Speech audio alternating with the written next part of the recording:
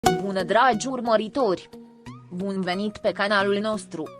Te afli la adresa potrivită, unde poți accesa instantaneu cele mai recente știri. Într-o noapte care a început ca oricare altă, Halil Ibrahim, unul dintre cei mai îndrăgiți actori ai momentului, s-a trezit în mijlocul unui interviu live. Conversația, transmisă la milioane de telespectatori, părea a fi doar un alt interviu de rutină cu care este obișnuit, dar ceea ce s-a întâmplat chiar în acel moment a lăsat pe toți în stare de șoc. În timpul conversației, Halil Ibrahim, cunoscut pentru carisma și farmecul său, a făcut o mărturisire atât de neașteptată încât a pus relația sa în pragul despărțirii. Ceea ce a început ca o simplă întrebare despre viața sa personală s-a transformat rapid într-o furtună mediatică care a avut un impact devastator asupra partenerei sale. Totul a început când intervievatorul, dorind să afle mai multe despre viața privată a lui Halil Ibrahim, l-a întrebat despre relația sa romantică. Halil Ibrahim, fără să stea pe gânduri, a făcut o declarație care i-a lăsat pe toți fără cuvinte. Uneori, mă simt prins în capcana a ceea ce așteaptă alții de la mine. Ca și cum ar trebui să fiu bărbatul perfect, iubitul perfect, când, în realitate, sunt doar o persoană obișnuită cu nesiguranțe, a mărturisit Halil Ibrahim în fața camerelor de filmat. Cuvintele sale, care la început ar fi putut părea inofensive, au devenit rapid în centrul atenției, și nu în modul în care intenționase. Ceea ce părea o declarație sinceră și vulnerabilă despre emoțiile sale interioare a fost rapid interpretată greșit. Fanii, presa și, cel mai important, partenera sa, au început să privească mărturisirea sa dintr-o perspectivă complet diferită. Pentru mulți, cuvintele sale sunau ca o critică voalată la adresa relației în care se afla, un strigăt de ajutor ascuns în spatele fațadei unei declarații personale. Oare Halil Ibrahim insinua că relația lui nu-l mai mulțumește, se întrebau fanii pe rețelele de socializare, pe măsură ce speculațiile începeau să se acumuleze. Pe măsură ce interviul continua, atmosfera devenea din ce în ce mai tensionată. Intervievatorul a încercat să liniștească lucrurile schimbând subiectul, dar cuvintele lui Halil Ibrahim rămăseseră întipărite în mintea tuturor. Sinceritatea sa a fost aplaudată de unii, dar mulți alții nu s-au putut abține să nu se întrebe dacă era cu adevărat fericit în relația sa.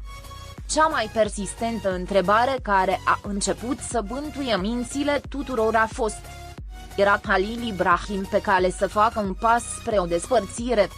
Reacțiile au urmat rapid, nu doar din partea fanilor săi, ci și a partenerei sale. La început, a încercat să ignore comentariile de pe rețelele de socializare, convinsă că totul fusese o încurcătură. Totuși, răul fusese deja făcut. Când Halil Ibrahim s-a întors acasă în acea noapte, partenera sa l-a confruntat. Ce ai vrut să spui prin a te simți prins în capcană? A întrebat ea, vizibil rănită.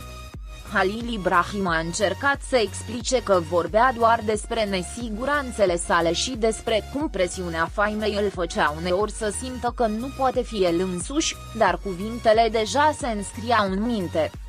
Cel mai rău lucru a fost că conversația dintre ei nu s-a încheiat cu o simplă ceartă. Tensiunile dintre ei au crescut cu fiecare încercare a lui Halil Ibrahim de a-și explica punctul de vedere. Pentru partenera sa, mărturisirea fusese o critică indirectă, iar faptul că nu putea vedea cum cuvintele sale le afectau relația nu a făcut decât să amplifice frustrarea. Zilele următoare au fost tensionate, iar distanța dintre ei a crescut. Deși Halil Ibrahim a încercat să repare prejudiciul, acesta fusese deja făcut. Încrederea fusese ruptă, iar partenera sa nu se putea opri din a se gândi la acele cuvinte care, deși nu au fost spuse cu răutate, au rănit profund. Presa, așa cum era de așteptat, s-a grăbit să amplifice situația. Titlurile au explodat cu fraze precum Halil Ibrahim pe punctul de a se despărți și mărturisirea care a distrus o relație. Paparazii i-au urmărit peste tot, surprinzându-le fiecare mișcare, iar zvonurile despre o posibilă despărțire au început să crească. Între timp, Halil Ibrahim încerca să stea deoparte, concentrându-se asupra muncii sale, dar știind că relația cu partenera sa se afla într-un punct critic. Nu numai că viața sa personală era judecată de mass media, dar se confrunta și cu consecințele propriei sincerități. În timp ce toate acestea se întâmplau, Halil Ibrahim reflecta asupra declarației sale. Începea să se întrebe dacă a procedat cu adevărat corect expunându-și nesiguranțele în acest fel. De-a lungul carierei sale, învățase să-și păstreze viața personală privată, dar în acel moment, nevoia de a fi sincer cu sine însuși îl împinsese să se deschidă în moduri pe care nu le-a imaginat niciodată. Ceea ce nu anticipase era impactul pe care cuvintele sale l-ar avea asupra celor pe care îi iubea cel mai mult. În mijlocul acestui haos, Halil Ibrahim a decis să ia o decizie dificilă, să-și ceară scuze public.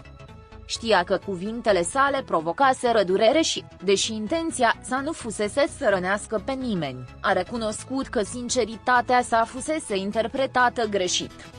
Prin intermediul rețelelor sale de socializare, Halil Ibrahim a postat un mesaj emoționant adresat atât partenerei sale, cât și urmăritorilor săi. Uneori, presiunile vieții ne fac să spunem lucruri pe care nu le credem. Nu am scuze și îmi pare profund rău dacă cuvintele mele au provocat durere. Sunt doar un om și învăț din greșelile mele. Deși urmăritorii săi i-au susținut în mare parte căința, partenera sa nu părea la fel de convinsă de scuzele sale.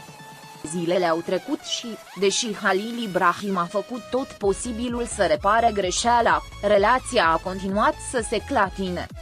De fiecare dată când își vedea partenera, tensiunea dintre ei persista în aer.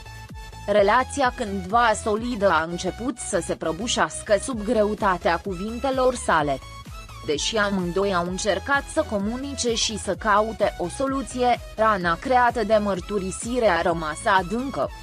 Nesiguranța lui Halil Ibrahim, care fusese atât de publică, era acum un subiect sensibil pe care nu-l mai puteau ignora. Între timp, urmăritorii cuplului erau divizați. Unii l-au susținut pe Halil Ibrahim, înțelegând că toată lumea greșește, în timp ce alții au considerat că mărturisirea lui a fost nechibzuită. Rețelele de socializare au devenit un câmp de luptă unde fiecare și-a apărat versiunea evenimentelor. Halil Ibrahim, la rândul său, a încercat să ignore tot zgomotul, dar a fost imposibil să scape de speculațiile constante. În cele din urmă, ceea ce părea o mărturisire sinceră despre emoțiile sale a devenit catalizatorul unei crize în relația lor. Halil Ibrahim s-a trezit prins într-un vârtej de emoții, luptându-se cu vinovăția și regretul în timp ce încerca să recâștige încrederea pe care o pierduse. Deși a încercat să-și repare viața amoroasă, ceea ce începuse ca o simplă conversație live devenise un moment definitoriu pentru el și relația lor. În cele din urmă, cuplul a ajuns la o înțelegere. Deși relația nu s-a încheiat imediat, amândoi știau că nimic nu va mai fi la fel. Răul fusese făcut și, deși comunicarea se îmbunătățise, rana a rămas. Halil Ibrahim, mai conștient ca niciodată de propriile vulnerabilități, a înțeles că uneori adevărul poate fi mai dureros decât pare și că vorbele, chiar și atunci când sunt sincere, pot fi săbii cu două tăișuri. Pascali